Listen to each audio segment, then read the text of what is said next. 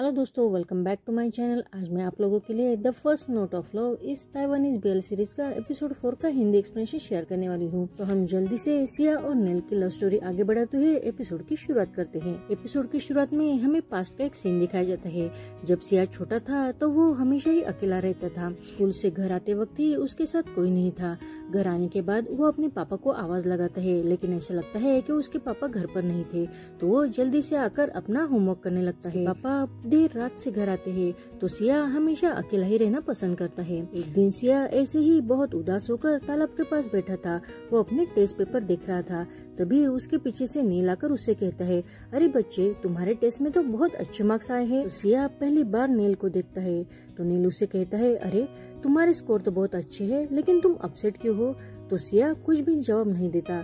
तो नील अब उसके पास बैठते हुए क्वेश्चन पेपर देखने लगता है और कहता है, तुम्हें तो फुल मार्क्स मिले हैं। तो सिया उसे पूछता है, क्या हम एक दूसरे को जानते हैं?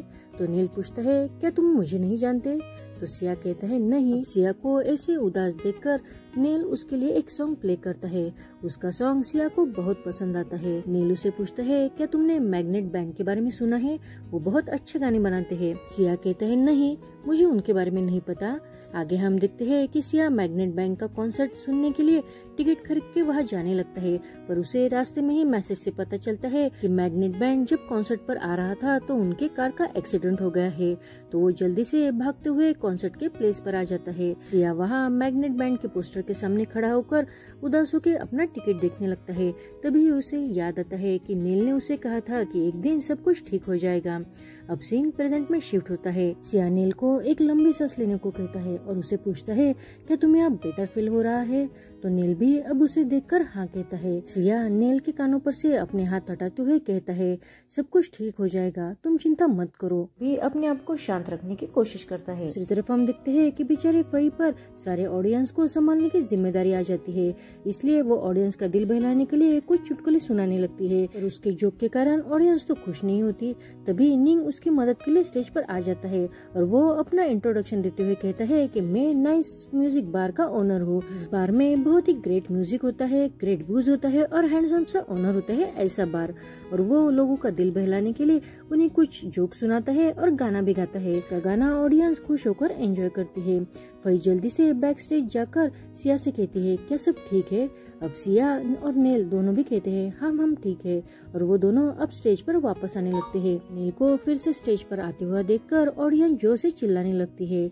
स्टेज पर आते ही सिया नील से कहता है, मुझे तुम पर यकीन है, तुम इस बार बहुत धूम मचाओगे। अब नील भी उसे ओके कहता है और वो दोनों अपना परफॉर्मेंस स्टार्ट करते हैं। विवाह रिलीज जल्दी से आकर सिया और नील का लाइव परफॉर्मेंस देखने लगता है। सिया तो अब परफॉर्मेंस के बीच ही क्लैप्स बजाते हुए नील को हौसला देने लगता है। इससे नील को भी बेटर फील होता है। सिया तो इतना टैलेंटेड था कि वो नील के हिसाब से अब स्टेज पर ही म्यूजिक स्केल एडजस्ट करता है। ये बात नील और रीज नोटिस करते हैं। नील का ये लाइव परफॉर्मेंस ऑडियंस बहुत ही एंजॉय करती है। रीज उन दोनों की अब शूटिंग लेने लगता है। परफॉर्मेंस खत्म होने के बाद ऑडियंस को देखकर वो दोनों भी बहुत खुश हो जाते हैं। नील ने तो सच में आज स्टेज पर आग लगा दी थी। आगे हम देखते हैं कि परफॉर्मेंस खत्म होने के बाद लड़कियां तो नील के ऑटोग्राफ लेने के लिए उसके साथ फोटो खिंचवाने के लिए उसके पास ही खड़ी थी। लेकिन तभी नील दूर खड़े सिया को ही देखता है। सिया तो बस उसकी तरफ देखकर स्माइल करने लगता है। नील को भी इतने दिनों के बाद स्टेज पर ऐसे परफॉर्म करता हुआ देखकर रीज भी खुश होकर वहाँ से चला जाता है। इस तरफ हम देखते हैं कि निंग स्टेज पर सिया के पोस्टर के साथ सेल्फी ले रहा था। तभी वहाँ फई उसके लिए बलून लेकर आती है और आज उसने जो मदद की थी उसके लिए थैंक यू कहती है। तो निंग उसे कहता है, मैंने तुम्हें 2 बार मुसीबतों से बचाया है। ऐसा लगता है कि डेस्टिनी हमें बार बार मिला रही है, तो क्या हम हमारे नंबर एक्सचेंज कर ले? पर फई उसे मना करते हुए वहाँ से जाने लगती है। पर तभी वो पीछे मुड़कर उसके पास आते हुए कहती है, तुमने क्या बताया? तुम बार के ओनर हो? तो वो कहता है, हाँ, मैं नाइस म्यूजिक बार का ओनर हूँ। सिया मेरे यहाँ ही काम करता है।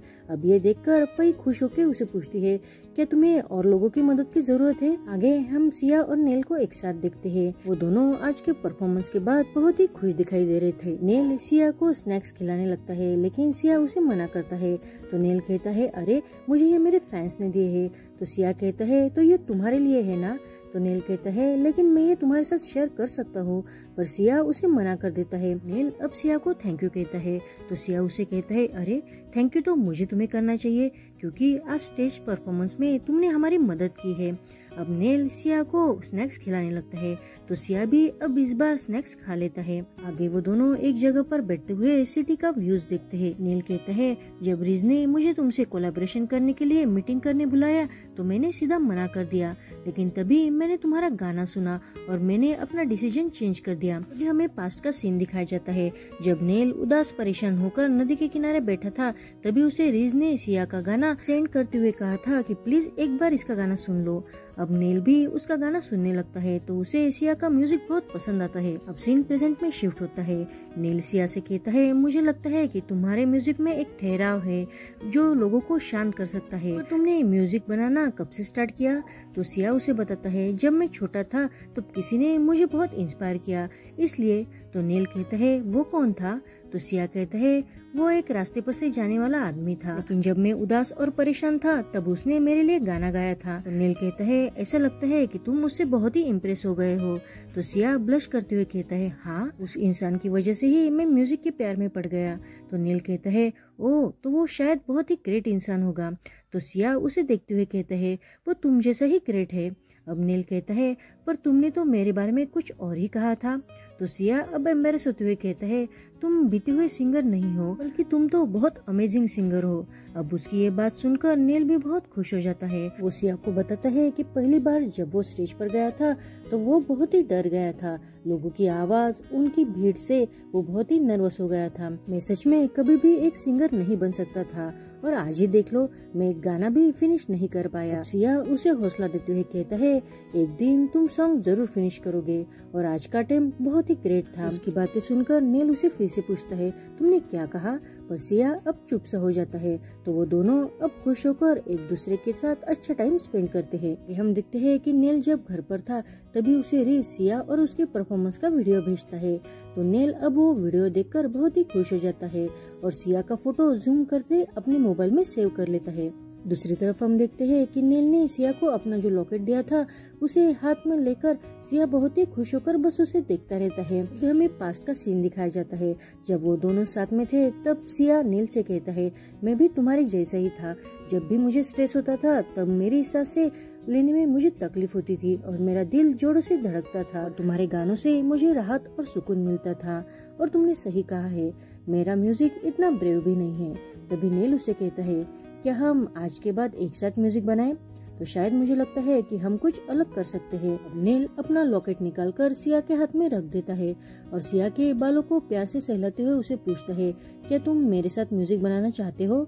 अब प्रेजेंट में सिया बहुत ही खुश होकर वो लॉकेट अपने गले में पहन लेता है और मैग्नेट बैंड की उसके पास जो फोटो थी उसे देखने लगता है। दूसरी तरफ नेल भी अब रिज को मैसेज करके बता देता है कि वो सिया के साथ कोलैबोरेशन करने के लिए रेडी है। दूसरे दिन हम देखते हैं कि सिया फिर से एक म्यूजिक कंपनी में आया था।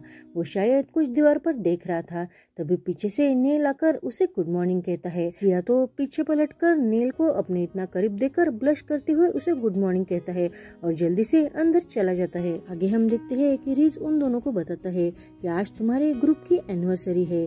तो सिया अब शौक होकर उसे कहता है लेकिन मैं तो यहाँ बस म्यूजिक कंपोजर हूँ ना, मैं बैंड में कैसे रह सकता हूँ?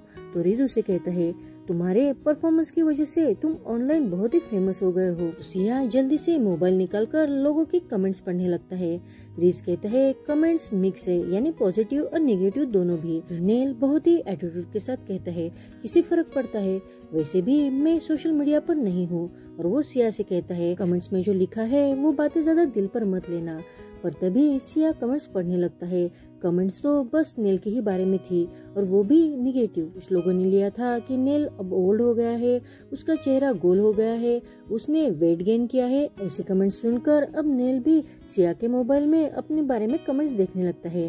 तभी रिज जल्दी से वहां आकर उनके हाथों से वो मोबाइल ले लेता है और वो उन दोनों को बताता है कि पहला हमारा प्लान ये था कि नेल के कमबैक का जो मिनी एल्बम है उसमें हम सिया को म्यूजिक कंपोजर के तौर पर लॉन्च करेंगे, और तुम दोनों ने जो परफॉर्मेंस दी है उस वजह से मैंने कुछ अलग सोचा है। मुझे लगता है कि तुम्हारा स्टाइल एक दूसरे से बहुत मैच करता है, तो तुम्हें एक बैंड की तरह काम करना चाहिए। और चेयरमैन चेंग ने भी सिया की बहुत तारीफ की है।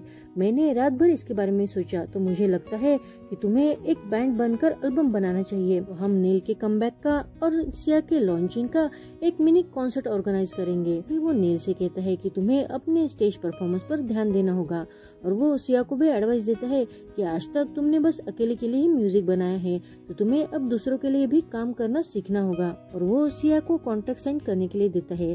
तभी सिया वो कॉन्ट्रैक्ट देते हुए उसे पूछता है, इसका मतलब ये है ना कि मुझे भी स्टेज परफॉर्म करना होगा? मुझे स्टेज परफॉर्मेंस की आदत नहीं है। तभी रीज उसे समझाते हुए कहता है, अगर नील ने इस साल के एंड तक कमबैक नहीं किया तो रिकॉर्ड कंपनी उसका कॉन्ट्रैक्ट रिन्यू नहीं करेगी, तो मैग्नेट बैंड अब एक हिस्ट्री बन जाएगा। तो क्या तुम नील की खातिर ये कॉन्ट्रैक्ट साइन करोगे? अब सिया नील की तरफ देखता है और वो कॉन्ट्रैक्ट साइन करने के लिए हाँ कह देता है। आगे हम देखते हैं कि सिया और नील एक साथ प्रैक्टिस करने लगते हैं। तो नील सिया से पूछता है कि हम कहाँ से शुरू करें? तो सिया उसे कहता है, तुम बस गाना गाओ, बाकी म्यूजिक का मैं संभाल लूंगा। तो नील उसे कहता है, अरे लेकिन मैं गिटार भी बजाता हूँ। और वो दोनों ऐसे ही बातों बातों में गिटार के रिदम के ऊपर झगड़ने लगते हैं। माई उन दोनों के लिए खाने के बॉक्स देती है, लेकिन वो दोनों तो खाने के बॉक्स के ऊपर से भी झगड़ा करने लगते हैं। तभी माई उन दोनों को ऐसा देखते हुए कहती है, अरे जरा तुम मॉस बैंक को ही देख लो, दोनों एक दूसरे के साथ कितने प्यार से रहते हैं, तुम भी जरा उनकी जैसा एक दूसरे के साथ घुलना मिलना सीख लो। लेकिन वो दोनों उसकी बात को इग्नोर करते हुए फिर से झगड़ने लगते हैं। वो दोनों तो एक कॉफी के कप वजह से ही एक दूसरे के साथ झगड़ते हैं। रीज के सामने म्यूजिक प्ले करते हुए भी एक झगड़ा करते रहते हैं। आगे कहानी में एक नए किरदार की एंट्री होती है। अब ये कौन है इसके बारे में तो हमें अगले एपिसोड में ही पता चलेगा, लेकिन उसके पास गिटार होने के कारण ऐसा लगता है कि वो एक आर्टिस्ट है, फॉरेन से अभी अभी वापस आया था। और यहीं पर हमारा ये एपिसोड खत्म हो जाता है। Thank you for watching.